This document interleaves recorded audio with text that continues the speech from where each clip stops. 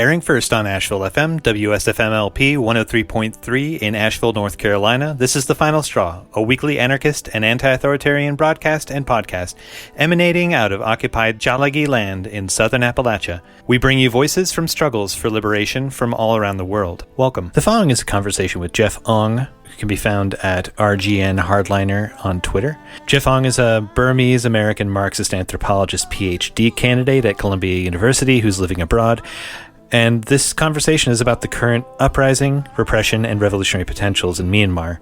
The host and the guest discuss the evolution of tactics on the ground as revolutionaries adapt to the brutal murders of protesters by the state. Geoff also talks about the ways in which this movement is different from similar current movements in Asia and some of the historical context of the struggle in Myanmar.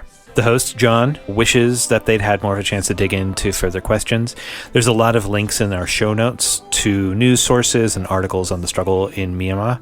Just to mention, monetary support can currently be sent to isupportmyanmar.com until the junta shuts down the internet and such avenues. You can also keep up on news via myanmar-now.org, frontiermyanmar.net/en for English coverage, and irrawaddy.com. And a couple of quick announcements. Organizer and former Black liberation political prisoner Zolo Agona Azania has been fundraising for assistance in these hard times and could use some love. If you have some extra money that you'd care to offer up, you can send it to him via cashapp to $ZOLOAZANIA5. You can hear our interview with Zolo from some years back up on our website and linked in the show notes. Also, we've got small, medium, and large t-shirts designed by anarchist prisoner Michael Kimble. They feature the logo of Fire Ant Journal, to which he is a contributor. Shirt sales go to benefit Michael and can be found at thefinalstrawradio.bigcartel.com alongside our show merch. Many listeners will be aware of the This Week in Fascism column that is published on It's Going Down, which is also working and producing a regular podcast. It's been deplatformed from Patreon due to the efforts of the far-right street gang, the Proud Boys. You can support that project despite Proud Boy efforts via the independent platform LiberaPay, where you can make recurring as suits you. Also, Patreon has recently kicked off Colorado anti-fascists who were pressing the platform on why they were continuing to allow fascist YouTubers such as Way of the World to continue fundraising on the platform. You can ask Patreon why they're aiding and abetting white nationalists by contacting their support and social media sites. The Final Straw is a proud member of the Channel Zero network of anarchist podcasts, and here's a jingle from another member of CZN. In this story, when you hear this, turn the page. Let's begin now.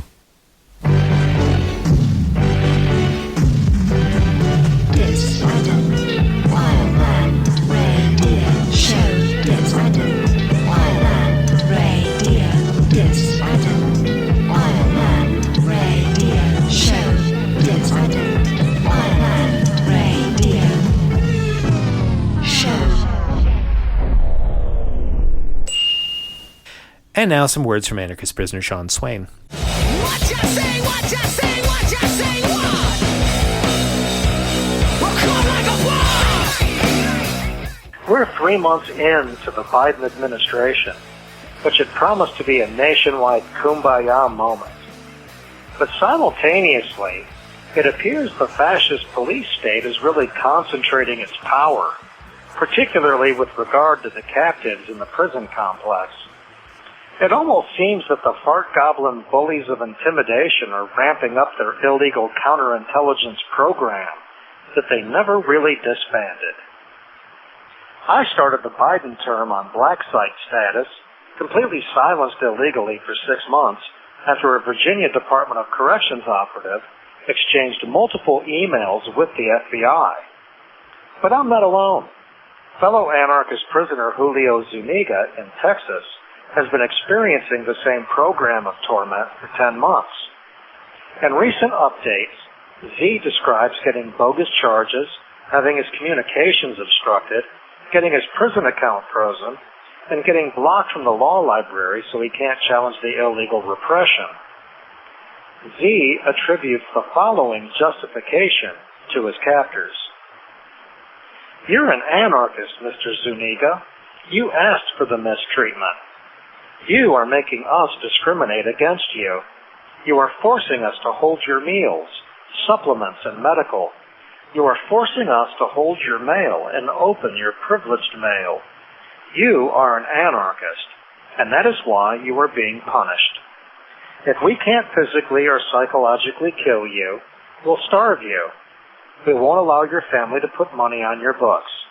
You won't have access to the world. You're an anarchist. That sounds about right. That is the attitude. State terrorists always blame you for their sociopathy. If only Z didn't have better ideas than them, they wouldn't have to be thought Nazis.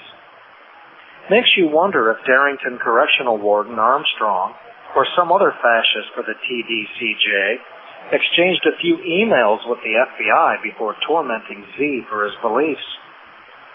You can get updates on Z at mongoosdistro.com or on Instagram at mongoosdistro. Z's artwork, including a stunning portrait he did of my dad when he found out my dad died, can be found at Julio Zuniga Art on Instagram. Send funds to Z through Mongoose Distro, and folks there will make sure he gets them. Eric King has had a pretty lousy Biden administration, too. He's been held in segregation at FCI Englewood for more than 18 months. He's facing more than 20 years for getting assaulted by a prison guard. He's been black-sided, just like Z and me, and he's received bogus incident reports just to justify the torment. Makes you wonder if somebody at the Bureau of Prisons exchanged emails with the FBI before all of his nonsense started. Check out supportericking.org, twitter.com/supportericking, instagram.com/supportericking, and facebook.com/supportericking. Not all the prisoners subjected to state terror are self-identifying anarchists. At Toledo Correctional, a number of prisoners are on hunger strike protesting the intolerable conditions of long-term segregation there, now called ERH, or Extended Restricted Housing. Prisoner Mark Hingston has been more than 40 days on a hunger strike, and David Easley has joined it, recently being given 120 days in solitary, despite Policy 53 CLS-04, which caps solitary at 29 days, not 120. Easley is facing 2 to 5 years, accused of assaulting 2 officers who assaulted him. Sound familiar? It's the same scenario as Eric King. Easley's communications are blocked, just like the rest of us. Easley and Hingston have engaged in self-harm, cutting themselves, which is pretty common for folks subjected to long-term state terror. James Harris Jr., one of the other prisoners, has also engaged in self-harm, and instead of mental health or medical care, he got the hot end of a can of mace before the officer tried to break his wrist in the food slot. The hunger strikers report that the warden, Harold May, has ordered staff to not provide mental health or medical care for the hunger strikers, and has forbidden trips to the outside hospital. In other words, May is taking the Margaret Thatcher approach and intends to kill the hunger strikers to teach them and everyone else a lesson. Seems like a sweet guy. If you want to email him, his email is harold.may@odrc.state.oh.us. Tell him how wonderful he is. Seems the staff there are following his orders. Hunger strikers report that Andrea Leslie on the medical staff used to laugh and taunt the hunger strikers, who were pleading for help. She has since resigned or got fired after some kind of a scandal. Kind of makes you wonder if those jackwagons were plotting by email with the FBI before employing state terror. Not sure who the ODRC's FBI agency liaison is these days, because the former liaison, Trevor Clark, now works at the Ohio State University's Wexner Medical Center after grabbing my balls. At any rate, that's what the Toledo Correctional hunger strikers are up against. To support these guys, go to decarcerateohio_33 on Instagram or decarcerateohio.noblogs.org. You can check out my partner Lauren's video presentation on all this on Instagram at Swaniac1969. Lauren's really awesome and adorable. This is anarchist prisoner Sean Swain, in exile from Ohio at Buckingham Correctional in Dillwyn, Virginia. If the Biden-era FBI is emailing prison fart goblins to silence you, you are the resistance. You can write to Sean Swain by addressing letters to Sean Swain, number 201, 5638, Buckingham Correctional Center, P.O. Box 630, Dillwyn, Virginia, 23936. He has a book that is available from Little Black Cart Distro. His zines can be found online at theanarchistlibrary.org, and other of his writings and updates are still available at swainrocks.org. Sean has a complaint pending before the Inter-American Human Rights Commission for the torture that he suffered at the hands of the state of Ohio. He is also collecting letters of support for his bid for clemency. You can find more details on Instagram by following Swaniac1969. You can find his past writings, recordings of his audio segments, and updates on his case at seanswain.org, or now follow him on Twitter at @SwainRocks. Welcome back to The Final Straw. My name is John. I'm a guest interviewer, and today I'm interviewing Geoff Aung. And Geoff, do you mind introducing yourself a little bit? Sure. I'm a PhD candidate at Columbia in the anthropology department, and my work focuses on kind of like large-scale infrastructure projects and the political struggles that tend to coalesce around them. And my main work is in southern Burma, southern Myanmar. Oh, yeah, and we're going to be talking about the current conflict and uprising in Myanmar, as well as a little bit of the history of uprisings there and sort of like ethnic struggle there. Awesome. But yeah, I wanted to first ask this, like, I think very simple question, but a lot of my friends ask me if they should be saying Burma, if they should be saying Myanmar, or if it's like one is woke and one is tanky.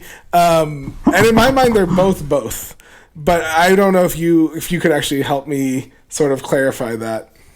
Yeah, I mean, the kind of shifting political register of those two names has kind of like, yeah, I mean, the thing is, they both mean the same thing, right? They both signify the Burma lowland Burman majority.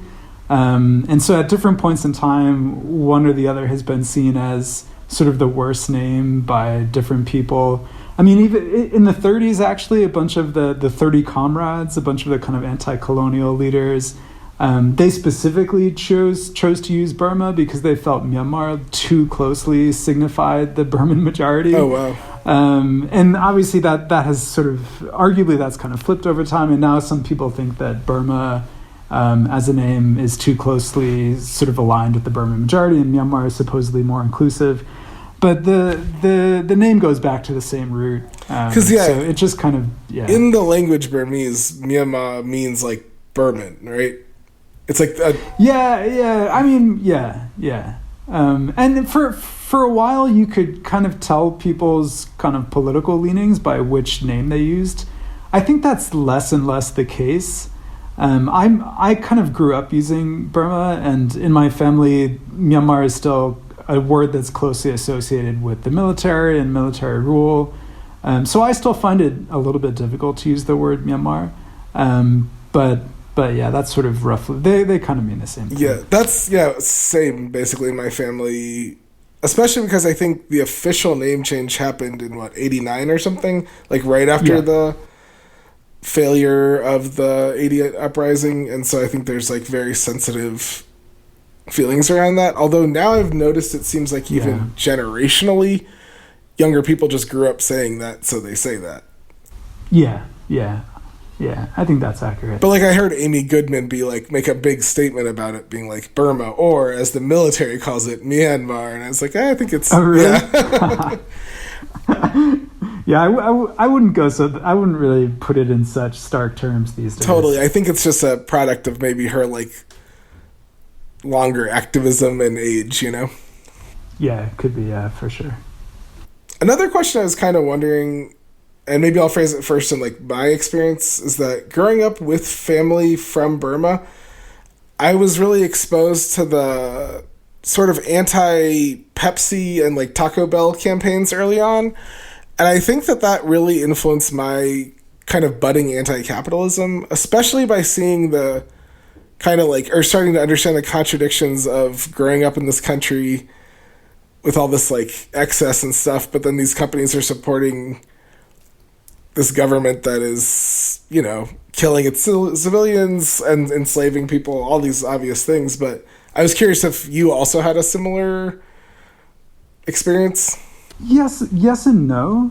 I would say that the kind of exiled political world and some of the kind of advocacy groups that have existed in the States, I mean, they've had different kinds of things going on, right? So on the one hand, as you point out, they've had these kind of like boycott campaigns. And I do think that, for sure, for me as well, those were formative. What they taught me, I think I would say, is that something like business, kind of economics, investment, these things are not politically neutral, right? Mm-hmm. You have to understand them in a kind of political context. And in Burma, they, for a long time, were helping to prop up the military regime. And so that was sort of a basic thing that I picked up on. On the other hand, in some of the advocacy work and some of the exiled kind of government world, I mean, you also had what became, I would argue, a kind of neoconservative sort of flavor of activity, where you had people all too willing, in my opinion, to reach out to people like Mitch McConnell on the relatively far right end of even the American political spectrum, which is already pretty far to the right to begin with, especially after 9/11 and especially with the kind of Bush doctrine foreign policy of democratization. So there, I think I wouldn't necessarily have picked up on a kind of anti-capitalism, but with some of the boycott stuff, I think that's fair to say, yeah. Yeah, totally. And yeah, I remember hearing Bush mention Burma in like speeches and being like, this feels very complicated, but also yeah. Democracy is a meaningless word that we love over here, right? Yeah. Yeah. And I guess I wanted to also ask, do you still have family in Burma? I do, yeah. We have family in Yangon. Okay. We have kind of distant family in Pagoku, so up by Mandalay, and in Molamyan as well. But the family we're in touch with are in Yangon, yeah. Are they relatively safe and all that stuff? Yeah, they're doing okay. Yeah. My dad is kind of our contact point with them. And there's kind of a particular uncle that he's in touch with, and they spoke again recently. They've been in touch, and they're doing okay. And uncle's sons they're kind of like staying home, and one of them actually has been sending me selfies. Was sending me selfies yeah. from protests, but has been laying a little bit low more recently. That makes total sense. Yeah, I was kind of like perusing Burmese Instagram, I guess, and it is interesting. This like. I mean, I don't know what your cousin is like, but there does seem to be this whole, I don't know what you call it, but kind of revolutionary shift in people where you could look through their old selfies and it's just like a dude working out all the time, working in an office. And then the next picture is a man in like full militarized black with a shield. And I was just like, it's this kind of interesting because it's this, you know, like the Burmese state is incredibly authoritarian, but also people are like, I take pictures of myself in riot gear and like post it. But I guess it's more dangerous to be like shot on the street than like the long distance repression that we are more familiar with here. Sure. Yeah, I mean, I was thinking about, you know, a lot of the discussion like over the summer in the States, like sort of George Floyd rebellion stuff, and then a lot of discussion about like make sure you don't take pictures of protests who aren't masked and you know, maintain anonymity, be very careful, all of which is totally good. and then yeah, like in Burma, it's hilarious. Like people are like posting pictures of themselves all over the place and like protests and everything. And there's like the threat is like, it's not like, it's a different kind of threat, right? It'd be clearly like an understatement to say that the situation on the ground is changing rapidly. Like maybe every half day that I check on the internet, there's new updates about different bombings or massacres or like some of the most incredible acts of resistance I've maybe ever seen. But I was curious if you'd be willing to, and if you could sort of like talk a little bit about the most recent changes. Sure. Yeah, as you say, it's hard to encapsulate everything that's going on. And so I think that's basically impossible, but at least a few things that I've noticed. I would say for one thing that, well, certainly we've seen a shift away from some of the kind of mass demonstrations that happened like early on in February, where you had these kind of occupations of major intersections. And so these have kind of fallen away, right? Security forces have sort of reclaimed a lot of central areas in urban centers. And the kind of recurring demonstrations that have continued have been a little bit smaller and have tended to take place in more kind of tighter residential neighborhoods, where, among other things, it's easier to build kind of stronger barricades. It's easier to maintain kind of disciplined formations with kind of shield bearers at the barricades, a second group in the back dealing with tear gas, and then like maybe sort of a third group, more general protesters behind them. So you've seen sort of maybe the spatial shift into more residential areas. And in some of those areas, it's been possible to kind of fight the cops and soldiers to a standstill. So there have been kind of like recurring patterns of kind of maybe like holding patterns in different places. It's kind of hard to make a ton of headway one way or the other, like by either side, basically. And you've also seen a shift towards more sort of peripheral industrial areas, at least in Yangon, where Langtaya, of course, so repression has followed this shift, right? So it's not like the cops and soldiers, retook downtown Yangon and like decided to chill. Like they've followed people elsewhere, obviously. And so like Langtaya, for example, there was massive bloodshed. It's sort of the largest concentration of factories in the country. Chinese factories were set ablaze. You had this crazy, like kind of really intense stories of workers who are armed with shields, like rushing police lines as live rounds were being used. The kind of tactical implications of which are like a little bit difficult to work out, but very striking, very militant. And in North Okalapa as well, where there was quite a bit of bloodshed, another industrial area. I think I would argue as well that actually rural areas, so as some of the kind of urban centers have been maybe reclaimed, at least to a degree, by the security forces, rural areas have become maybe more and more important. At least in the south, where I work, around Dawei town, which was the site of very militant demonstrations for weeks and weeks, has quieted down. I mean, there are still recurring marches and demonstrations. They're smaller. I wouldn't rule out the possibility of more kind of militant activities again. But the villages around Dawei have seen an upsurge in kind of marches, demonstrations, strikes. So like on Facebook, I mean, you see like all of the rural areas around Dawei are just like, I mean, it's kind of amazing. They're like alive with resistance in a way that I wouldn't necessarily have expected. And that's been really cool to see. I mean, the other big rural issue is that, there's been a lot of, the Damodar, the military, has been bombing ethnic areas. I mean, the Karen National Union, KNU territory in the east, there's been airstrikes. Something like 12,000 people have been displaced, according to the KNU. The Thai government shamefully has been kind of fencing out refugees. And the KNU has also been sheltering protesters who fled urban areas, which is a total replay of 1988. And there's talk of protesters kind of training on firearms, hand grenades, kind of tactical strikes on military facilities. A lot of talk of kind of broadening arms struggle. That's sort of where things have gone.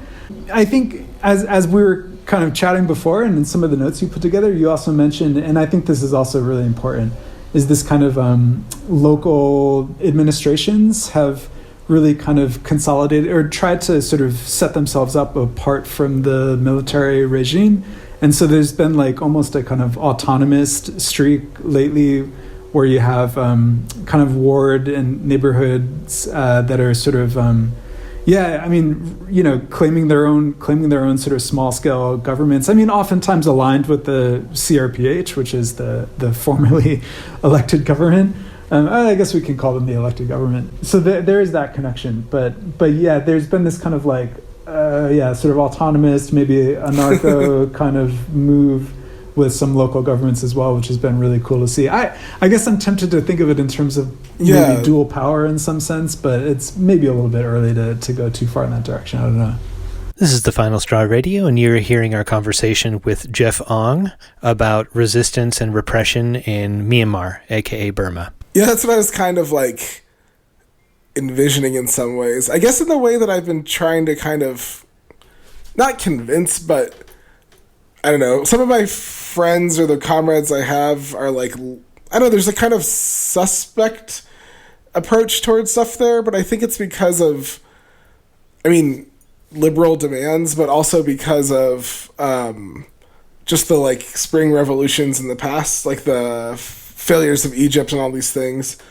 But yeah, I guess in my mind, I'm like, this is, despite the horrifying violence that is taking place from the military, almost one of the most ideal revolutionary circumstances that we might see right now, where there's like, I guess I was going to ask you about this, but there's a general strike, and then there's militant resistance. There seems to be almost like not uniform support, but pretty close. And then there's guerrillas taking up space on the outside.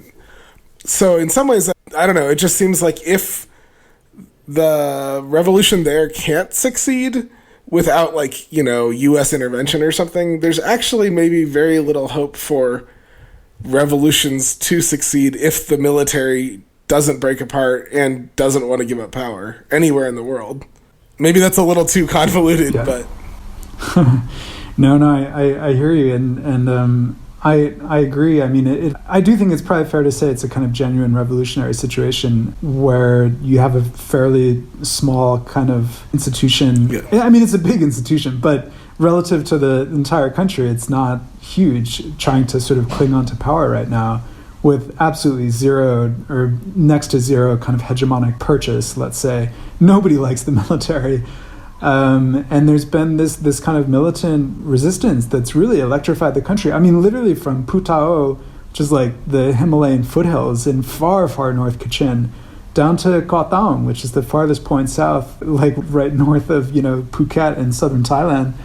It's been really kind of, it's been interesting and in some ways surprising, because I think for a long time, a lot of us who were working in Burma or paying attention would look to Thailand for like the last 10 years and see the kinds of popular struggles that have erupted at different points, the red shirt struggle, the occupation of downtown Bangkok, even the yellow shirt occupation of the airport, which had sort of awful political principles, but was an impressive kind of popular struggle. And we look at that and we say, that's amazing, but it's hard to imagine in Burma, just because the sort of openly violent nature of the military, they would just sort of start shooting right away, and just blood would run, and it'd be impossible to maintain anything. And we have obviously seen violent repression, and there has been, what is it? It's now something like 550 people have been killed. This is intolerable. But people are coming back, and there seems to be this sort of resilience, this sort of unwillingness to bend. It's really amazing. It's hard to find the words. It feels so silly to say it's amazing, but I don't know what else to say. I don't know if you're. I started I don't have a Twitter, but I look at your Twitter, and I was like, it appears that you are like me, where you just spend most of your non-working or whatever time looking up news from Burma and following other accounts, but I might spend about an hour a day off and on crying, in either sadness or that kind of being moved crying. Seeing, especially I think for me at least, and maybe we can talk about this more, but it's across every ethnicity in the country, it seems like people are resisting and people are dying. And so you'll see these funerals of with Muslim coffins, you'll see funerals with Buddhists and Christians and I assume animists. But I don't know, something about that unity that maybe you can speak on more, but it seems, I don't know, not something I could have imagined coming from Myanmar, Burma 5 years ago, with the situation with Rohingyas and other and the Kachins and just different situations that it's very moving, I guess. Sure. It's in some ways what's happened is, it's surprising and it's not surprising. I'm as surprised as you are. I think if it's not surprising, it's only because as maybe we could, this is very like sort of abstract, I guess, but as we've seen with revolutionary struggles at different points in history, solidarity is formed in struggle, and it's not always something that you can assume beforehand, right? And I think that's kind of what we've seen here. There's a lot of talk of unity. Unity is a term that sort of occurs and recurs across kind of political discourse in Burma a lot. I'm always, one of my sort of minor acts of it's not really resistance, but friends in the South and Dewey around this kind of big SEZ project. I mean, when we've had sort of unity in our materials, I always like to try and go in and kind of cross it out and put solidarity instead. Yeah, I guess solidarity is definitely a better word. But I know, I mean, I know what you mean, and no, you're right though. It's been really powerful to see that. I mean, I guess it's hard to say. My only caveat would say that would be that I don't know. It's difficult to gauge, at least from where I am, which is quite far away, I should say. It's difficult to gauge sort of how much, or maybe like how deep this kind of, how to put it, this kind of reconsideration has gone. So when we've seen these kind of, like on social media, people like these sort of effusive claims like, oh, like about Rohingya stuff, right? Like, oh, like we got it wrong. I can't believe we like sort of swallowed the military's propaganda about this. We need to do better. This sort of thing. I mean, there have been, a lot of these kinds of statements. I don't know, like sort of, not sure how to like quantify that or how to sort of, I guess, having seen what's happened in the last 10 years, and obviously not only the last 10 years, not only with Rohingya stuff, it does seem to me that some of these divides kind of run pretty deep. And I mean, I hope that what we're seeing is the beginning of the transcendence of them, maybe. I hope. But it's difficult to say for sure.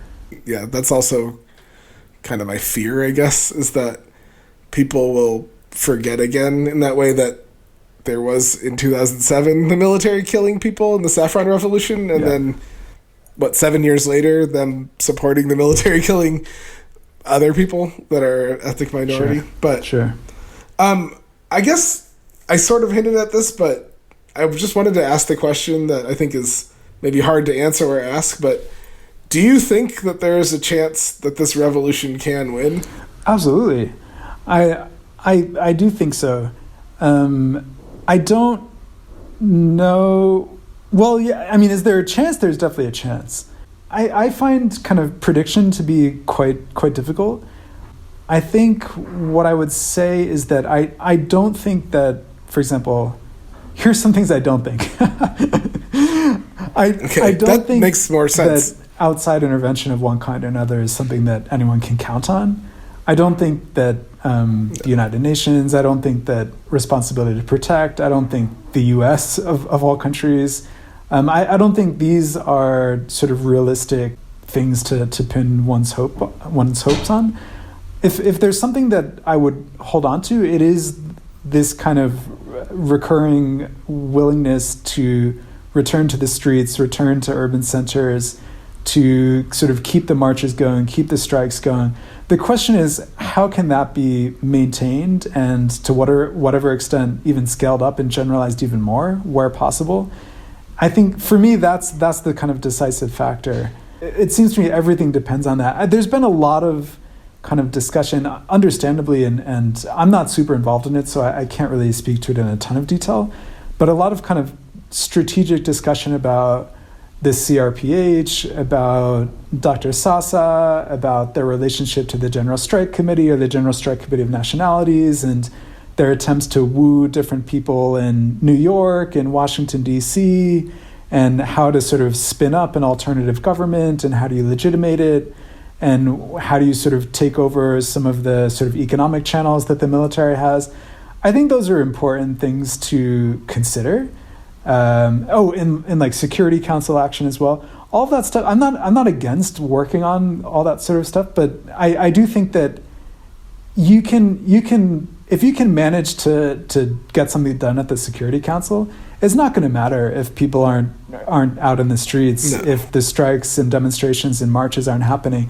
If it's not possible to show mass defiance of the military, then I don't think that sort of elite civil society or sort of alternative government kind of strategies are going to have very much traction. Yeah, totally. I was wondering if you thought there would be any potential for like a breaking apart the unity of the military, because it seems like that's also an important part of revolution, and we didn't really see that in '88. Like there was some defection of maybe like Air Force folks and police, and you've seen the police more willing to break away, it seems like. Like recently there was an attack on a police station by a former police officer. I missed that, really? In Calais. I think I can't pronounce it. It's Kalay. Oh, right. That's right. Yeah, which has been a really big site of resistance. But the officer, the former cop, in regaining his humanity by attacking the police, was killed in the process, which is, sad, but also, a true hero. But yeah, he led an attack on the police. So it seems like the police are more likely to break, but I guess I haven't seen or in history the Burmese military break apart, but it does seem like that tends to be how revolutions succeed, right? Yeah, I mean there's a lot of that's the historical precedent. It's true. I can't really speak to that historical precedent so much, but that my sense is that is the case. In terms of the military and the police, I mean those are what we see, right, is that these are two institutions that in some ways at least they're not the same, right? I mean the police is as an institution has a different kind of presence. It's not as closed. It's not as the military is sort of often referred to as a state within the state. And the history of the institution going back to, let's say, the 1950s, when it sort of really kind of consolidated itself in the post-colonial period, I mean, it really understood itself as this sort of sole guarantor of national unity. There's that word again, which is, I think some people think that was, that was sort of a claim that they tried to make, that was not like a something that they could really kind of project, but they what I understand is that this was really their sort of genuine self-understanding in some sense. And I think in many ways that remains the case today. From what I understand, the military really is this kind of quite closed off kind of institution in terms of schooling, in terms of kind of residential arrangements. I think that helps to explain why we've seen defections from the police and not so much the military. But I mean, I don't know, hopefully at least you could imagine that a hierarchical institution like this, you could see people who are not at the top of that hierarchy understanding that what might seem obvious to us, which is that this institution does not have their sort of interests at heart, and that perhaps there are sort of lines of fracture that one could sort of identify that might take shape. I'm not sort of a keen analyst of the military. So I can't really say too much more than that. I've been interested to track some of their kind of economic activities, but in terms of their sort of internal sort of what would be the right word? Unity, probably again. It seems to be pretty solid, unfortunately.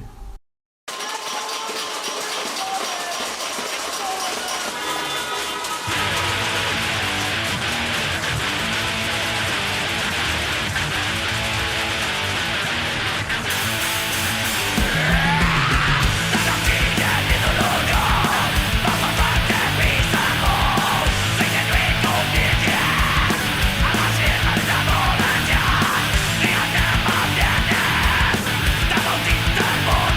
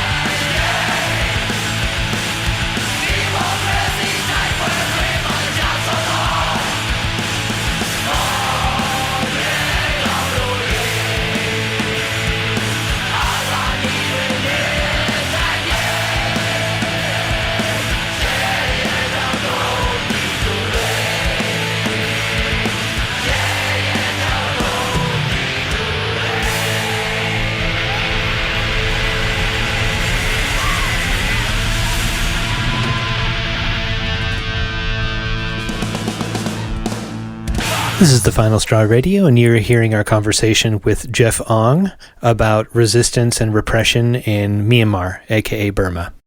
With the recent uptick of ethnic armed organizations sort of either actively throwing their support behind the protests or tacitly making statements about it, and then also with some protesters going up to the mountains or down to the mountains and maybe getting training, I guess people have been talking a lot about civil war, and there already is a civil war going on in Burma, and there has been since forever, literally, it seems. I mean, since World War II, right? Yeah. Or right before independence even. But I guess they mean, a full nationwide civil war, and a lot of Western media is kind of fretting that it would be a new Syria, which I could see, but I was wondering if you thought this was accurate. Obviously, who knows?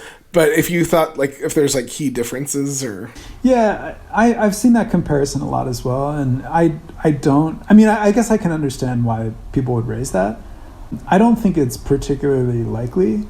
For one thing, we've seen as we've seen with 88 in the past, and we've seen kind of urban protesters kind of go to the jungle, so to speak, and try and sort of build a sort of more generalized armed uprising beyond, as you say, the sort of civil war that has been simmering for a long time regardless. And that has never really taken off. And I think part of the reason why we haven't seen a kind of Syria-like conflagration is just because the kind of regional interests are entirely different in terms of neighboring countries, in terms of people who might want to be sort of running weapons into the country or training insurgents. I mean, the sort of destabilizing influence of the U.S., but not only the U.S. in Syria, has been sort of maybe the main factor in some ways. And I just, as I said before, I don't see the U.S. having any interest in doing anything like that in Burma. There have been reports of Chinese troops kind of sort of massing at the border. And I don't know. I again, even there, I doubt that very much would come of that. The Chinese government has had different kinds of positions over the years. I mean, they've supported some of the armed groups in the border areas, much to the military's chagrin. But they've also not been happy at all to have any sorts of sort of refugee flows coming into China. It would be quite hard to imagine a sort of Chinese military intervention. And I don't think the U.S. or certainly not Thailand or India. So that's the big difference to me is with Syria you had sort of a kind of great power struggle that took place in Syria, and I don't think that kind of struggle would happen in Burma. Yeah, that makes sense. I didn't even think about that. I was thinking about how there is this shadow government that in theory does have a bunch of functionaries already set up kind of waiting to take over, although obviously they don't have the economic ties that the military does, but it does seem a little bit more, God, I hate that I keep saying united, but it does seem like there is more centralization maybe for the revolutionary side. Not that I want to give credit to the NLD or like them, but they have been serving as state functionaries for the last, since 2011 or so, or 2014, or whatever they went the last... After the 2015 election. Yeah. But actually, on that note about China, I don't know if you saw this, but right before we talked, I was looking online, and one of the Burmese news sites was reporting that a Chinese ambassador actually started talking with the shadow government and has actually made phone calls. So I was curious. I mean, it's just an interesting development because I think as we were talking about, or I mentioned, and I was reading in another interview you gave, just it appears that China is probably just waiting and seeing how this goes. Yeah. And so I imagine they're kind of hedging their bets. Yeah. I mean, there's been a lot of speculation about kind of China's position relative to everything that's happened in the past couple of months. And there's a popular kind of, I would say, misperception, I think is fair to say, that China has somehow been backing the military to the hilt and has been sort of, supporting this coup. I mean, there's actually not, as far as I'm aware, there's no evidence for that. The Chinese ambassador even made the very rare move of giving an interview in which she said that the coup is not something they want to see. And as you say, they have made overtures to the CRPH as well. There's a lot of Chinese investment in Burma. The Belt and Road Initiative runs through the China-Myanmar Economic Corridor in the western part of the country. They'll look to work with whoever ends up consolidating power. Yeah, totally. I think that's fair to say. Yeah, I was like, I hope no one reads this as us being like tankies and being like, defend the honor of China. But more, I think it's even like China just does whatever is good for their economics, which is understandable. All right. And then, okay, I had a question about sort of some of the demographics of the protests, but I've read a couple articles discussing the central role of women in protests. Mm-hmm. And especially I was reading about in like ethnic regions. And then also I've seen some like photos and a couple articles about queer participation in the demonstrations. Mm-hmm. And I was curious if obviously you're outside of Burma right now, but if it seems like there is a sort of redefining of gender roles coming about through struggle. Yeah, I mean, I think there's been some of that at least. I think a little bit like with the earlier question, like we'll see sort of how it goes because there's sort of a long way to go, right? But it's been powerful. It's been encouraging to see what we've seen, as you say. I think it is fair to say that there's a very kind of, how to say, a sort of quite a strong sort of institutional infrastructure for women's organizations in a lot of different ethnic areas. So organizations like the Karen Women's Organization, similar organizations in Mon State, Shan State, Shan Women's Action Network, or in Kachin State as well. I mean, I wouldn't put it entirely down to these sort of organizations, but there's a kind of history and a precedent for very strong women leadership in a lot of ethnic areas. And we see that reflected in the current resistance for sure. I would also say that in Yangon, the industrial workforce is something like 80 or 90% women, right? And the industrial workforce has been absolutely crucial in driving the largest demonstrations early on, and then in trying to sort of keep things going right now. So in that sense as well, you see really strong roles for women, definitely. And a bunch of those unions have really strong women leaders, right? People like Mamo Sandamien, for example, really, really, really impressive. I think it's also important to recognize that the military, as well as the NLD, are both sort of highly patriarchal institutions, right? So there might be sort of an extra element of how to say, kind of opposition that comes from that, right? The NLD, of course, has Aung San Suu Kyi at its head, but is otherwise a gerontocracy of old men without a lot of sort of strong sort of youth or women in its sort of leadership ranks.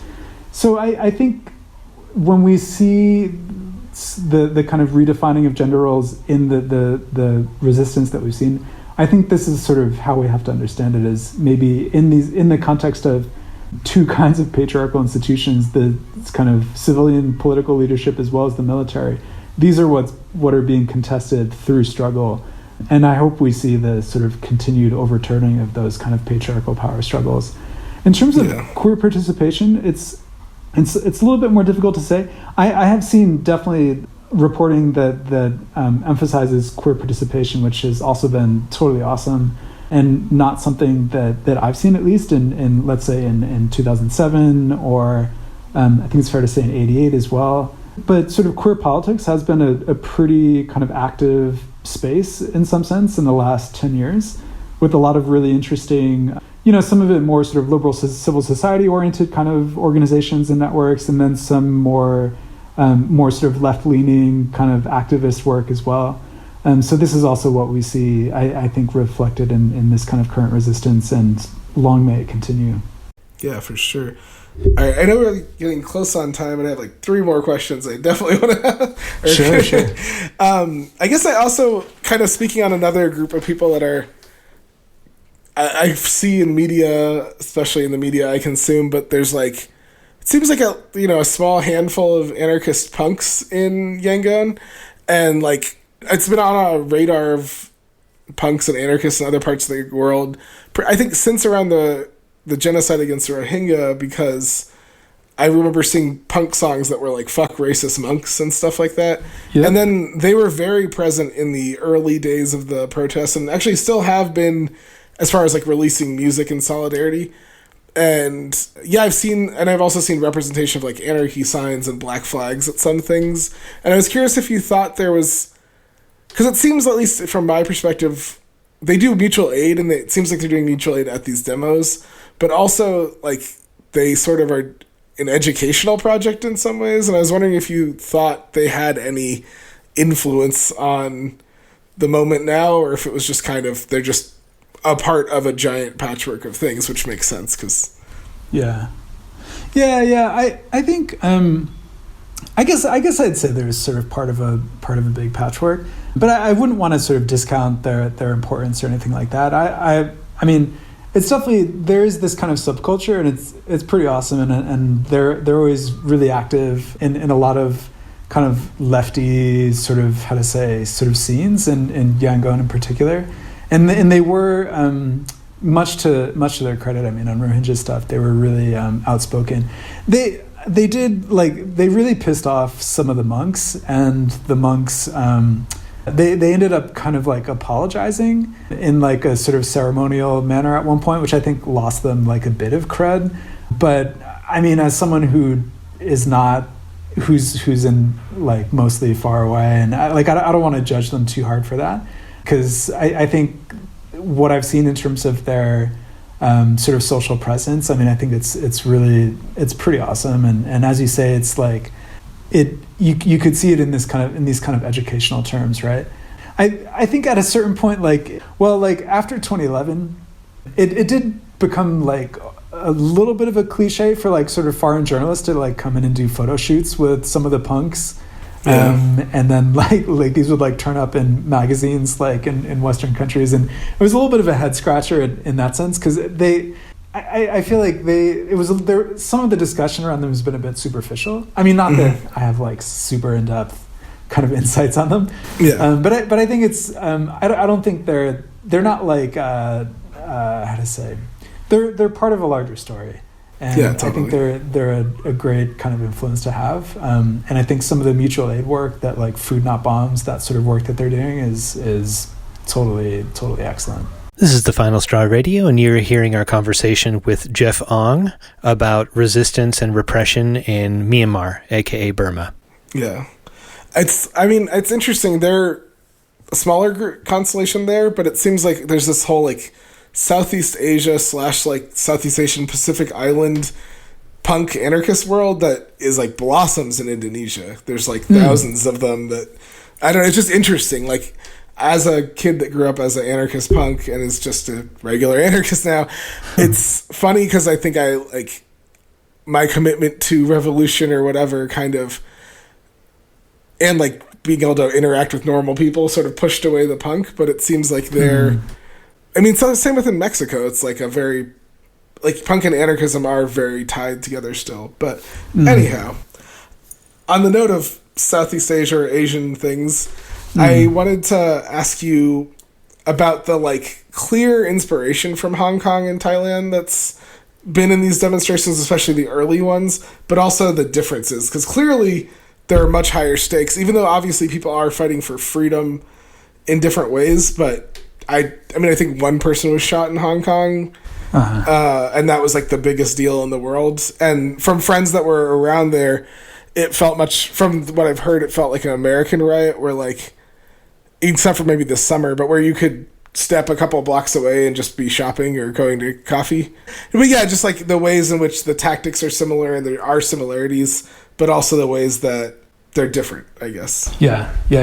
No, I think the differences are really worth paying attention to, and well, I was going to say there's been like increasing kind of Milk Tea Alliance discussion, but actually I guess it's kind of always been there from the beginning since February. But I guess it's sort of an old question with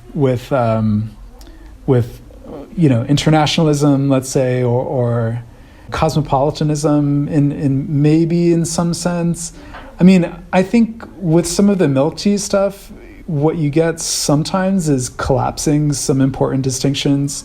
Like the kind of antagonist in Hong Kong, Thailand, and Burma are just wildly, wildly different, right? And so the stakes, I think it's fair to say, are quite a bit higher in Burma, which is, I hasten to say, is nothing against everyone in Hong Kong and Thailand, not at all. But I think the stakes are higher. I think the forms that struggle has taken have gone in many ways, more militant directions. They've sort of had to. And so I wonder sometimes how useful those comparisons are.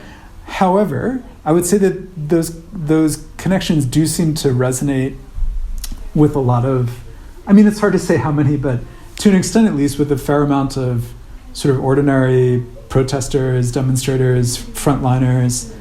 I think in particular, the kinds of tactical knowledge sharing that we've seen, I think especially between Hong Kong and Burma or Myanmar, has been really important.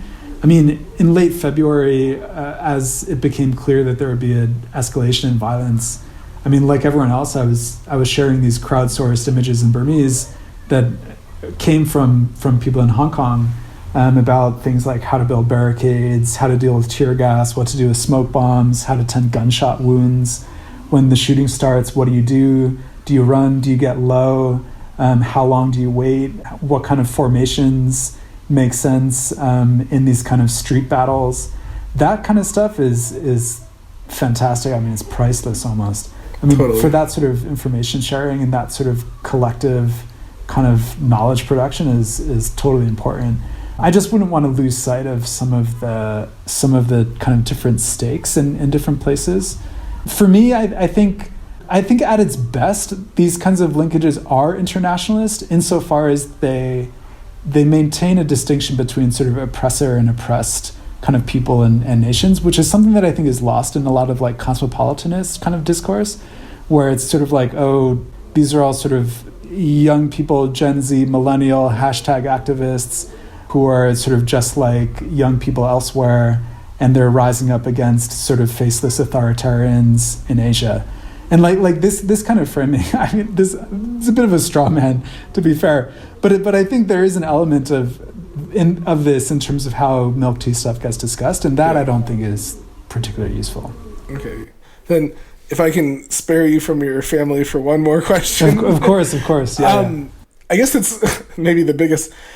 Can you, like, for the rebel groups that are currently attacking the state in solidarity / just because they were already doing that, and specifically I think the KNU being the Karen National Union and the KIA, the Kachin Independence Army, I think, do they have, and also maybe the frontliners, is there like a political ideology that any of these groups seem to have that's like coherent other than just like nationalism or defending people and democracy? That's a tough question, yeah. I know, I'm sorry. To be entirely honest, it's difficult for me to say too much on that, just because the kind of history and politics of the different armed groups is such a sort of huge area, and it's not really my area of expertise. But, I mean, it is fair to say that there's quite a lot of variation, which might sound like a cop-out, but it's true. No, it makes sense. I mean, some of the armed groups historically have been more likely to embrace broadly left-leaning kinds of political visions, and others have not. Others have been very sort of right-leaning, ethno-nationalist, anti-communist in many cases, and some have been more, some sort of linked very closely with the communist insurgency, for example. And so and the Thai-Burma border is also has had sort of different kind of shifting political winds over time, with different armed groups also shifting their alliances and their visions. It's really difficult to say. I mean, I guess one question would be, if there's so much variation among them, is it possible to imagine a sort of broad-based ethnic struggle in solidarity against the military? And that's what people are hoping for, right? Is that you would have a sort of alliance formed between sort of like urban frontliners, people from sort of lowland towns, cities, villages, and armed groups in the borderlands who are very well trained in guerrilla warfare, well trained enough to maintain these guerrilla struggles for generations upon generations, which is no minor task at all. So, I mean, is it possible to imagine a sort of shared political project? I think it's a little bit. It would depend who you ask. For me, and it might depend on people's sort of temperamental like style and leanings. I don't know. Maybe it's. I guess I worry that in the past, even just in the past 20 years, which is not very long, there have been so many times when there have been attempted alliances formed between armed groups, and it's always been so difficult to form and maintain any sort of sustainable ethnic alliance. And there's also good reasons for that, because I mean there is such variation among the armed groups that for some who might be in some sense more principled, how much sense does it really make to sort of line up alongside others that are perhaps less principled, right? So I mean it's really hard to there's been a lot of hope for that kind of solidarity over decades, and it's been, unfortunately, I think it's sort of fallen away time and time again. I hope, like everyone else, that maybe that will change this time. We'll just have to see, I guess. Yeah, for sure. And for like frontliners / like worker, are there? The unions seem like they at least come obviously out of a leftist tradition based on their flags and slogans, and Burma just happening to in the past be completely leftist. But but is there some sign of like leftist politics or right-wing politics, or is it exclusively just pro-democracy, which I would understand? Yeah, it depends. I mean, the trade unions, even to be honest, even the trade unions, like some of the largest union federations have been quite active within this sort of democracy movement, and were also had sort of significant kind of exiled presence as well, which is great. But I think also it sort of places them in a broadly sort of liberal political tradition. And so even some of the smaller kind of labor organizations, not the trade unions per se, but some of this more sort of like kind of labor NGOs, kind of activist groups that are working in the industrial areas, even these will be hosting sort of human rights trainings, these kinds of activities. I don't see a lot of, I guess, kind of explicit sort of articulate, and that's in that kind of direct sense of sort of leftist political thought. But that's the question, right? Is how much does it? To what extent does one need to sort of speak or articulate a sort of leftist vision in order to somehow be leftist, right? Yeah, I mean, for sure. when you see this kind of general strike, I mean, yeah, maybe people aren't sort of like passing out copies of like I don't know, the Communist Manifesto or something, but I mean, this is a militant movement based on overthrowing in part certain economic relations in the country. For sure. And so there a lot of the sort of explicit political discourse is liberal, obviously, but there are these kinds of economic demands that are in play as well. And in some ways that doesn't necessarily bother me, just because I think, you know, the question of sort of leftist sort of revolutionary movements in the past, I guess I'm not nostalgic necessarily. I mean, I do think there are sort of good and important independent leftist political genealogies in Burma that are not simply a question of the kind of authoritarian socialism that congealed in the state. So I think before the kind of Ne Win's dictatorship, but even during, in some ways, you had sort of worker and peasant sort of writers, activists, who were articulating a sort of leftist project that had nothing to do with sort of authoritarian power. Mm-hmm. In fact, quite the opposite. So, I mean, you know, maybe we could think, okay, are people appealing back to that right now? And like, not really, and maybe that's unfortunate in some sense. But, I mean, if we acknowledge that sort of political thinking depends on sort of material circumstances in some way, the material conditions have changed, right? For sure. So there's no reason to believe necessarily that in the current moment, the kind of explicit political discourse we hear would match what we heard decades ago. Yeah. So I don't think it's a problem really that there's no kind of overt leftist discourse or not that much anyway. There is some. I think that as material conditions shift, we see shifts in political visions, political strategies, and I think some of what we've seen with this sort of massive general strike has been easily the most encouraging phenomenon that we've seen in those lines along those lines for quite some time. Yeah. I do kind of wish that in terms of the formal demands we've seen, I do wish some of them might be a little bit more sort of targeted in a kind of anti-capitalist direction. I've sort of talked with people about, I mean, not just me, but other people as well, kind of discussing like what it might mean, for example, to demand the nationalization or breaking apart of some of the military conglomerates, which are just have a massive chokehold on not just the economy, but sort of everyday life of a lot of ordinary people. Yeah. Just stealing from ordinary people in many ways.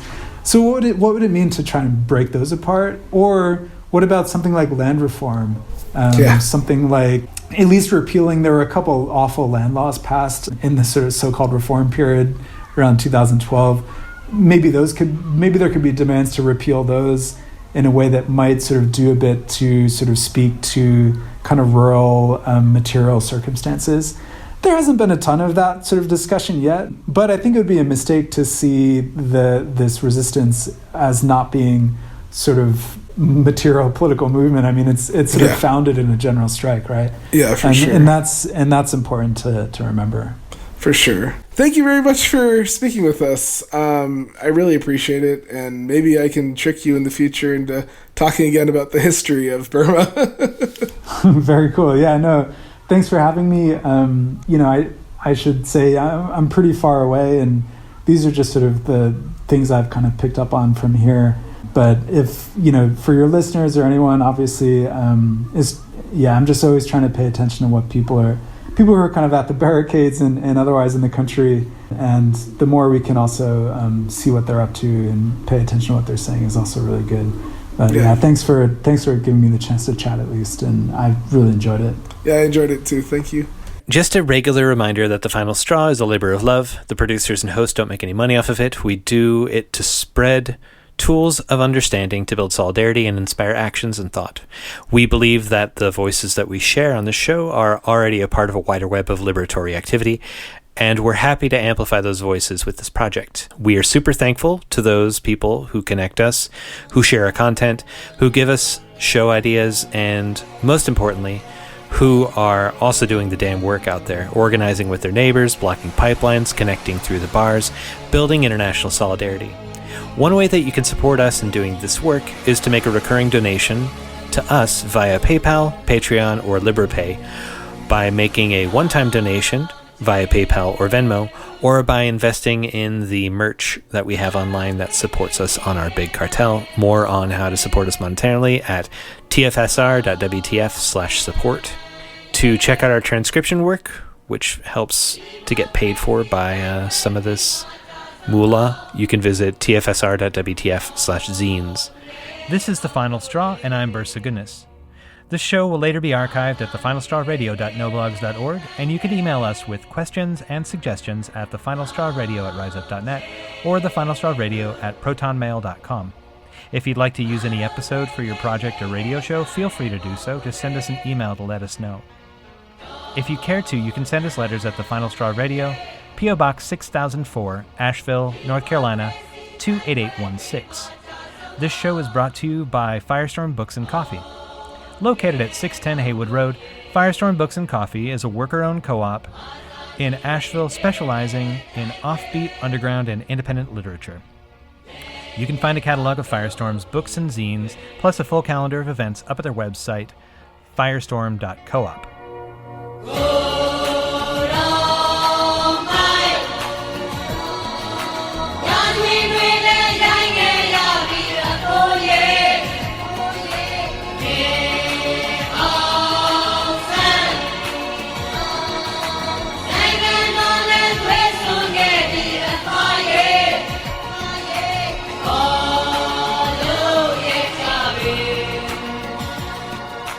Te amo,